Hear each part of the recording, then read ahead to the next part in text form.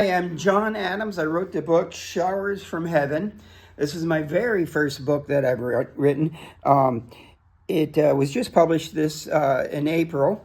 And what it is stories about homeless folks here in Brevard County. I've been doing a mobile shower trailer for the last 8 years here in Brevard County, and I wrote a lot of the folks' stories down. I got to know them and become friends with them, and their stories needed to be told, and they deserve to be told. So that and a lot of God miracles that happened on the way. It's a Christian inspirational book, and I'm going to turn to Larry's chapter in here and just read you a little bit from what Larry, his story.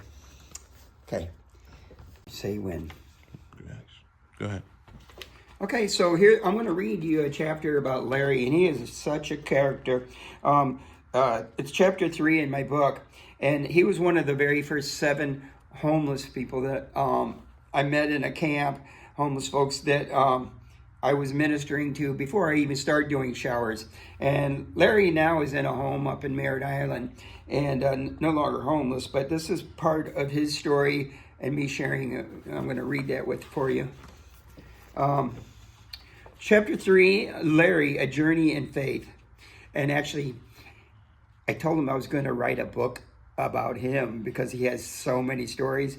And he says, well, I want you to call it A Journey in Faith. So I didn't write a whole book on him, but I did name his chapter what he wanted. So it's A Journey in Faith. Some people enter your life quietly and change everything.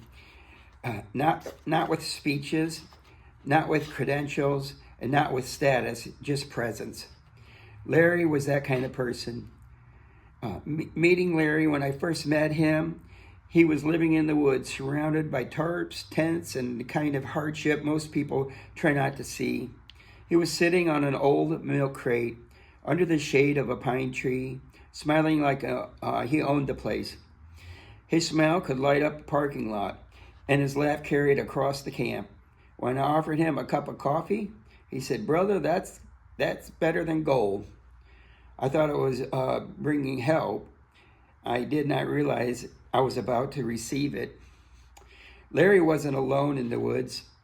Others drifted in and out in the camp, but he somehow always seemed to be at the center of it.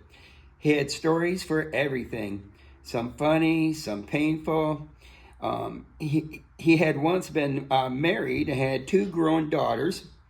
He loves them deeply, though he no longer had contact with them. The loss weighed on him more than he let on.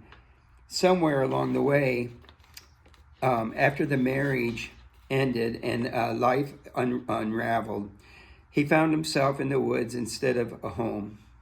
Larry could be gentle and generous, and could also be volatile. Alcohol did not help. He had too much to drink. Small things could trigger big reactions. Years earlier, he had been hit in the head with a baseball bat during a fight, nearly killing him.